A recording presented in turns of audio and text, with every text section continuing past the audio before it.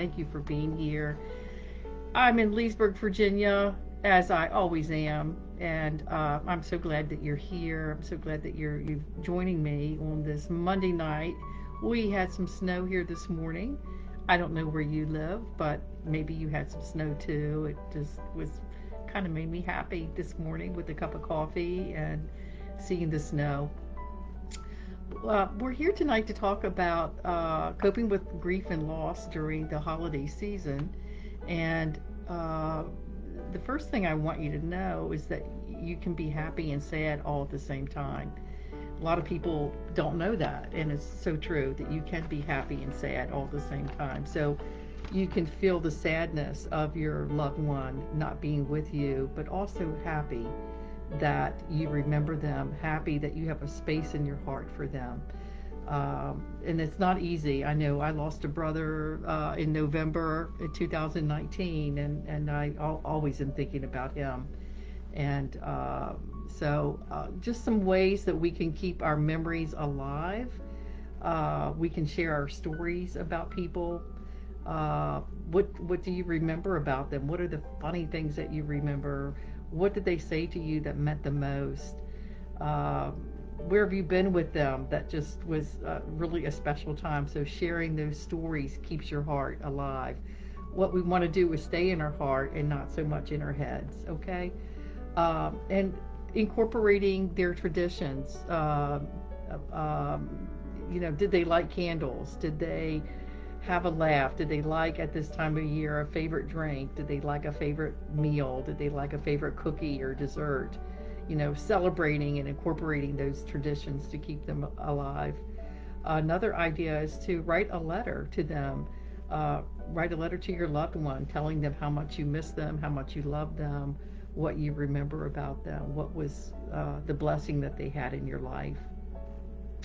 Another thing we can do is volunteer or give back. If they belong to something that meant a lot to them, maybe you could spend some time volunteering for that organization, and that's a way of keeping their memory alive and making you feel good about them. Um, Creating a memorial ornament is something else that you can do. We can also too. I didn't mention our loved ones can also be our pets. Okay, not just people, but our pets. A lot of times we really miss them. They are such great companions for us. And I know I have a couple memorial ornaments for my own previous dogs that I had, Grady and Dee Dee. And means a lot to me every year when I get those out and I remember them, and it fills my heart with joy. And it can do that with you too. So that's something that you can do. Also, invite your loved ones. Have your picture of your dog somewhere, or a picture of your loved one who's passed away. Have them somewhere where you can see them and invite them. Another thing that you can do is, which is a tradition for many, many years, is to put flowers on a grave, light a candle for somebody.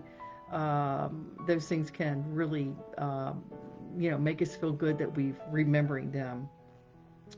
Please remember to take care of yourself. Reach out for support if this time of year is difficult, or you might have had a recent loss that's very painful.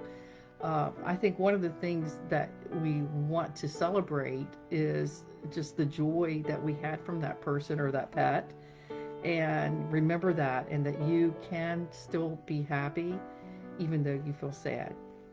It's important to ask for help if you need it. Please take care of yourself. If you need to cry, that's okay. Let yourself cry. Let yourself acknowledge those feelings. That's important. Um, you might even want to start a new tradition um, for that loved one, that pet. Um, One of the things I started was doing a hike every year at a place where I used to take my dogs to, and that hike just means a lot to me, and that's a new tradition in my life and something else that you can model. Um, um, or another idea is to create a memorial activity of some type, maybe going to somebody's grave or singing their favorite songs, just just being in the moment of the joy that you had with that person. And I want you to know that you may feel the loss, but it's okay to experience that joy that that person brought to your life, and to remember that they both are there, they both exist, and we don't want to deny the pain, but we also don't want to deny our joy in the remembrance of that person. Um, so I'm grateful that you're here with me tonight. If there's any comments, I would love to hear them. Um, and I want you to know if you've lost somebody recently, that oftentimes the first anniversary or the first holiday is usually the roughest. And please know that for yourself. Seek support, be around people who love you, um, take care of you. Okay? And I'm so glad you joined me tonight. Merry Christmas. Um, Feel free to join Escape Social Anxiety on Facebook. And I have flyers for you now and some brochures if you want to care to join. And it'll talk about social anxiety and just anxiety in general. So I want to thank you for being here, and thanks for, again, your patience with the audio tonight and the visual.